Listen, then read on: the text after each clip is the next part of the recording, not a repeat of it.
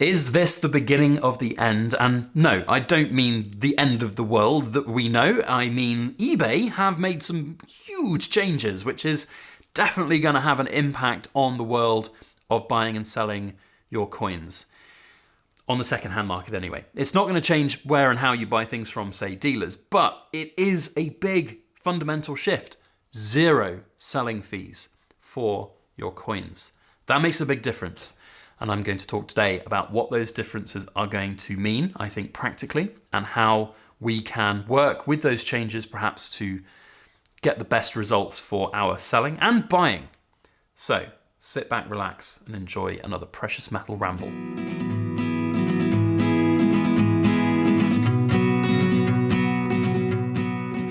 Hello everybody, Backyard Bullion here. Welcome to another precious metal ramble.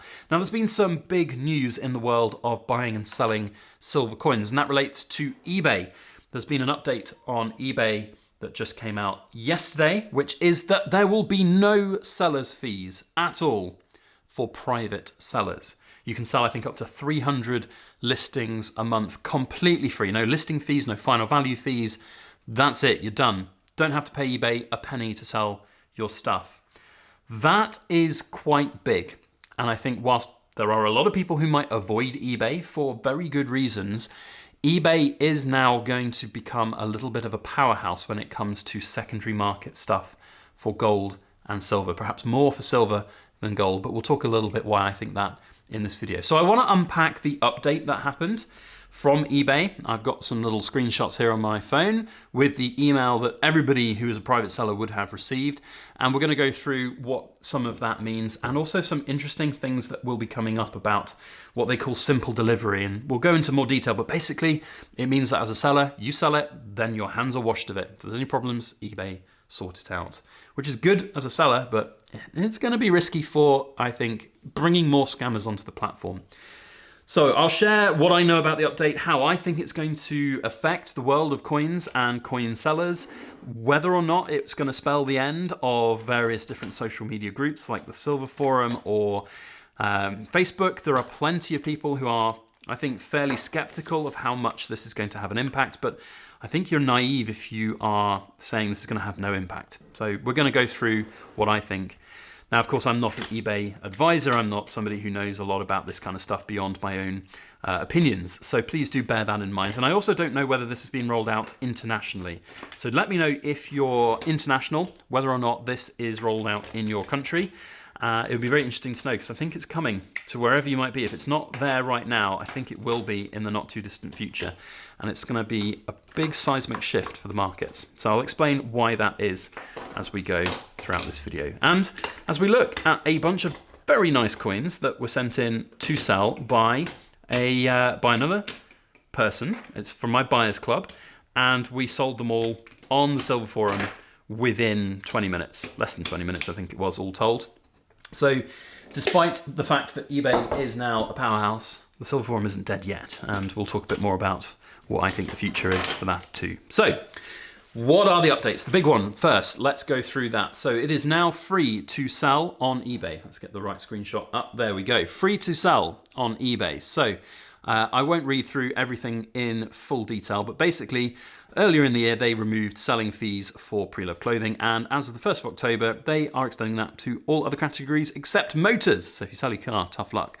But generally now everything is free. So transaction fees are removed, nothing there. Listing fees are removed for the first 300 listings. I think after the third hundredth, it's 35p a listing to list something. And then there are optional add-ons still for promoting international selling and other listings. So it's not fully free for various different bits. That's something that's important. It's free for UK to UK only sales. I have found that through the International Global Shipping Program, you can sometimes get better prices for your coins because you get a wider market, but you will still be paying some fees on that. I don't know exactly what those are yet. I haven't done that full research. But the big shift is no fees for the UK. And that's big because the fees on eBay, I can't remember the exact number, but it was like 14.8% when you factor in all of the other little bits, the regulatory charges and the, all of the different little bits that you had to put in to get your fee all said and done. And that was a lot. Like if you sell a sovereign on eBay, you'd be looking at losing 50 or 60 quid. And that would most certainly erode any potential gain that you might have. Now, a lot of savvy private sellers would wait until they got seller offers. There used to be ones which was £1 max per listing, which was great for gold coins, and then it went down to 80% off seller fees. And I think what's happened with eBay is essentially what they've experienced is a lot of these sellers are just not selling anymore. They don't care. They don't want to because they know they can just wait and they get the seller offers and then they will be able to sell at a reduced rate. So eBay have just decided, do you know what, sod it, let's just get rid of the seller's fees and move on. I will note that it is still seller's fees for business sellers, which is an important thing to think about if you are, and there's a whole lot of like, I don't want to say conspiracy theories because I think there's a lot of it based in fact, but there's a lot of rules about selling on eBay now, how much you sell on eBay and whether or not you are trading, and also how much you have to sell before they report you to HMRC, and then you'll have to answer some awkward questions from the tax authorities about what you're doing. So there's definitely some other negatives that will be talked about. I'll try and mention those more in the second part of this video, but the point is that I think it makes sense for them to do it because they're going to still make money over hand and fist from their business sellers, but the small market that was the private sellers, they want to encourage those sellers to come back to the platform. And there's a secondary reason, I think, why that is, and that is down to the second part of the update, which I want to share with you. So they are now introducing something which is called, I realize this is on dark mode and I probably should have put it on light mode for the video, but hey, here we go. So introducing eBay Balance. So again, without reading everything through, what they are basically saying is here that they're going to hold money in eBay for you to use in eBay for paying fees if you've had any international stuff or promoted your listings, or for buying things on eBay, which is kind of cool. You don't have to have that money come out. But it means that eBay will automatically withhold your money from your bank account. You can then apply for a daily, weekly, bi-weekly, monthly payout, or however long it is. You can just withdraw that money. That's fine. So they're not sort of telling you can't ever have your money, but they won't do it automatically. So right now, how it used to be, you just get a payout every day. If you sold something, it would be out in your account the next day. Now you just have to make sure you do that. And I think what eBay have calculated here is that there will be a lot of people who sell and they'll keep their money in eBay. They won't move it out. And of course, that's free real estate for eBay. They will have that money. They will then be able to use that money to gain, I don't know, interest or investments or do whatever they want to. That money is basically a free interest loan to them from you. And I think, that's an interesting concept. And I think that will be quite popular for people to keep that money in eBay. I think there's a lot of people who will think, unrightly so, that by keeping the money in eBay that they're avoiding it hitting their bank and therefore they won't get any scrutiny from the tax authorities. But the opposite, I think, is going to be very evident, because if you do trade on eBay and you're selling things and you're definitely trading, not being just a private seller selling some of your investment stuff or your private possessions, then you're going to get in trouble. 100% you're going to get in trouble. That's just how HMRC and eBay are going to work these days. So that's definitely a factor to play in. Now, the thing that concerns me most is the second little bit on this screenshot, which is about simple delivery. So we say here, so we've introduced a new way to list and send your items called simple delivery. Use simple delivery during a listing and eBay will choose the right delivery option for your item when your item sells. Use the prepaid label and feel confident knowing that your order is tracked and fully protected from loss or damage during transit. Once you've dropped your item off, eBay will handle any delivery-related issues raised by your buyer with the chosen carrier on your behalf. We're gradually introducing this delivery option over the next few months, so keep an eye out. That's very interesting, but also very concerning. So the interesting thing is that, traditionally it has been a bit of a pain in the arse to sell on eBay and have fraudulent buyers who will come back and say the thing never arrived or the thing that you sent doesn't match up and, oh, I want a refund, and they return the wrong thing and all of this. That's one of the big scams on eBay. If you sell a gold coin, there's a very good chance that you're going to get one of the fraudulent buyers out there who will try and scam you. And unfortunately, a lot of the time, that's a really arduous process for a seller. You'd have to go through the hoops of the seller protection program, and it's just a ball ache. It really is. I've got a little case going on with one buyer who, in my opinion, completely had cold feet after he'd paid for something on an auction, and then basically sent back the item. It was returned damaged. But having spoken with eBay, this is the crazy thing. eBay said, well, you have to refund them in full, and then you have to make a claim through the eBay seller program, and that can take a couple of months. And I'm like, is it really really like that. Is that how it is? The buyer gets away scot-free, and it sucks. It really does. Now that is going away, which is really good. So interesting changes, I think, for eBay. That's for sure. We can most assuredly agree that those are interesting. Will it have an impact? Now, that's what I want to talk about in the second part of this video. Is that going to make things different for the world of coin selling and buying here on the second-hand markets? Because this isn't new stuff. Whilst there are some dealers out there that will be selling on eBay, remember, they're businesses and they're still going to have the fees to factor in. But private sellers now are confronted with two kind of interesting concepts. The first being that it's cheaper to sell, therefore you can sell at a lower price and still make more money than you would have done before. So prices are naturally going to look to reduce.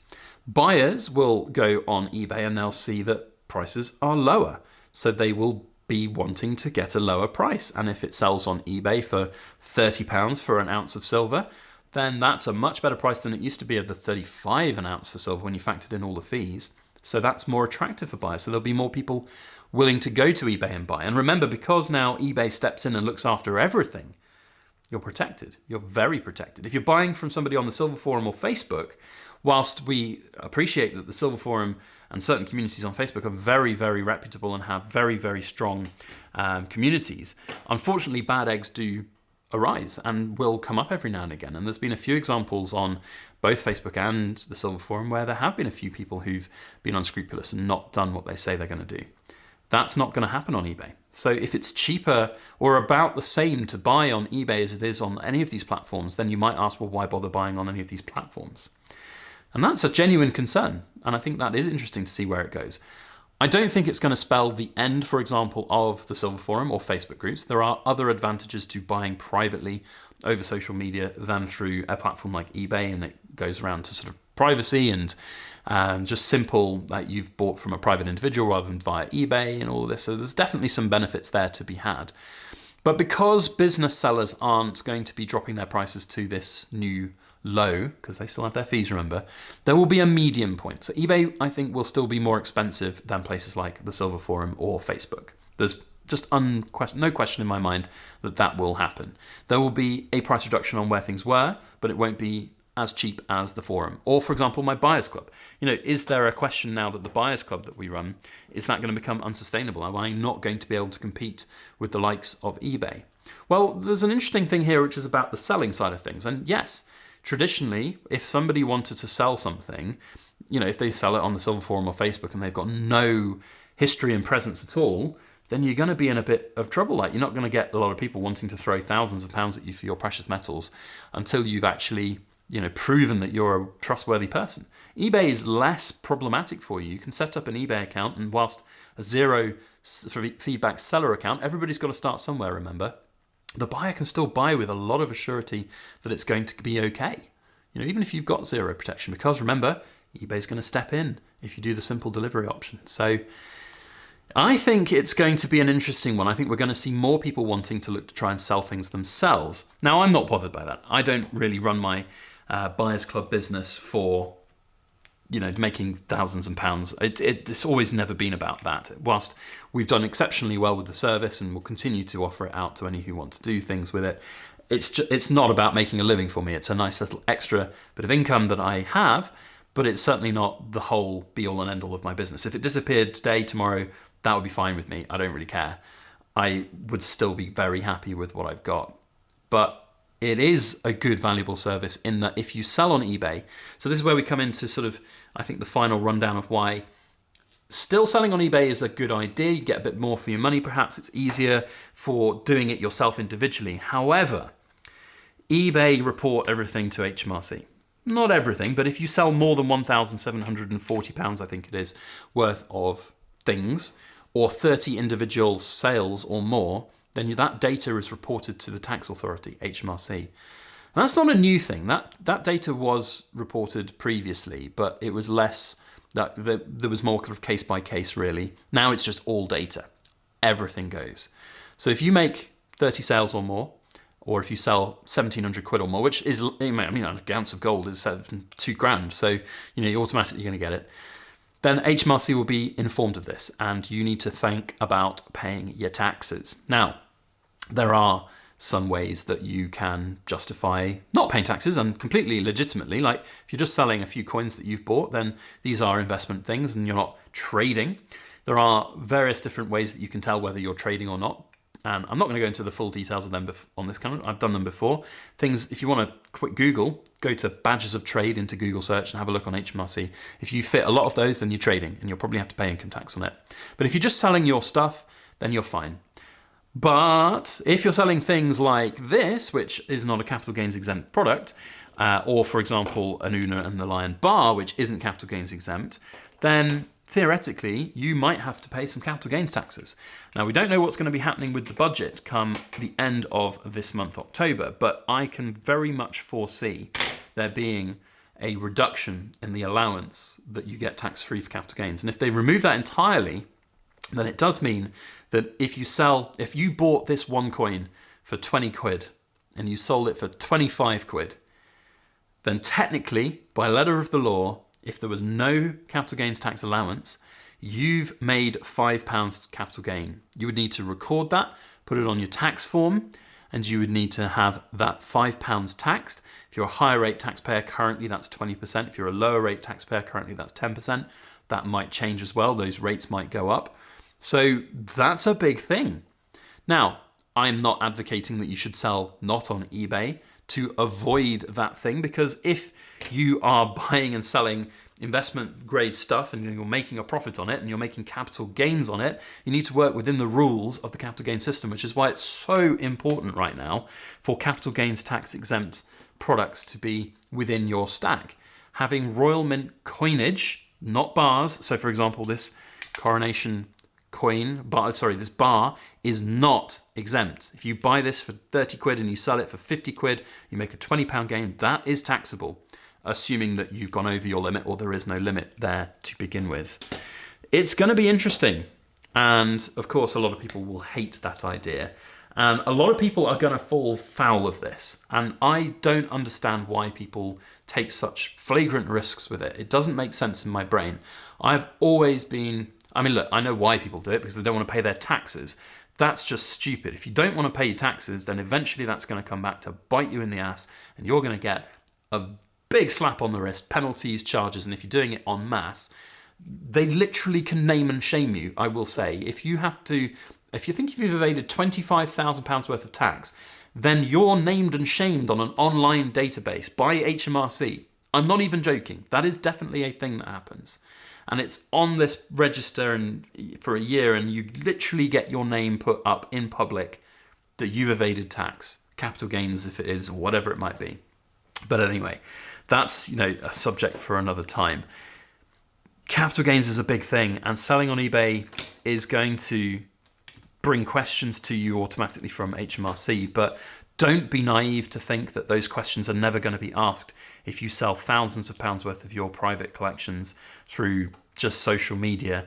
And the banks will report this data, by the way. If you didn't know, the banks will report data to HMRC if asked. And if all it takes is for somebody to go, hang on, he's sold like 50 grand's worth of stuff over like a 2-month period into your current account. Your bank questions you, they'll send that data to HMRC, and then you've got awkward questions to ask. So my final thought on this is, if you've got nothing to hide, and I know a lot of people will hate this, but I don't see the point. People go, oh, don't pay taxes because it's theft. That's a load of bollocks. You're going to get told off. You're going to get, we don't like it. I don't like paying taxes, but I pay my taxes because I don't want to get penalized for it. I don't want to go to prison if I've done really big, high value tax evasion. People can just stop paying their taxes anytime they want, but that's going to land them in a lot of trouble. So pay your taxes and just work within the system you've got. If you don't like it, then that's just, I'm afraid, tough. But remember, our taxes pay for a lot of other things that we take for granted in this world. Oh, how the taxes are paid is another video topic for another time. But my point is, don't ignore it. If you're on eBay, then actually one thing that's really good is that you can very quickly, easily demonstrate what you've sold and how you've sold it, and whether or not it's a collectible, or whether or not it's an investment item, or whether it's you starting a small trading business, buying and selling items to make a little bit of extra money as a side hustle. Those are things that will be in your favor if that data is reported over to HMRC, because HMRC will be able to see what you've sold and how you've sold it. If you've just got £10,000 coming into your bank account, then you've got to answer more questions with HMRC. You've got to provide more evidence with HMRC. Yeah. Anyway, look, I am not a tax advisor. So please just go away and do your own research on tax, take formal financial advice from accountants and qualified tax specialists if you need to. And let me know your thoughts on this whole eBay situation. Is it the beginning of the end? Or is it just another avenue of the marketplaces that we'll see how it evolves over time? I think the latter is probably more likely. That's it from me. Thank you all for watching. And I'm afraid all of this is sold. Gone. Gonzo. But if you are in the market to look to sell your stuff, then get in touch. Otherwise, that's it from me. Thank you all for watching. We'll see you on the next video. And don't forget, if you're a Cool Kids Club member, we need something with a serial number. Is there a bar with a serial number? I don't know if there is. Oh God, maybe there's a serial number on this coin here from the Canadian Mint. Oh, Canada. There is! Fantastic. For the cool kids, you're super extra special cool because we're in the 20th minute and the camera won't even focus. If you are in the Cool Kids Club, quote the serial number 03603 down in the comments. We'll see you on the next one. As always, please make sure that you like, share, comment, and subscribe for more.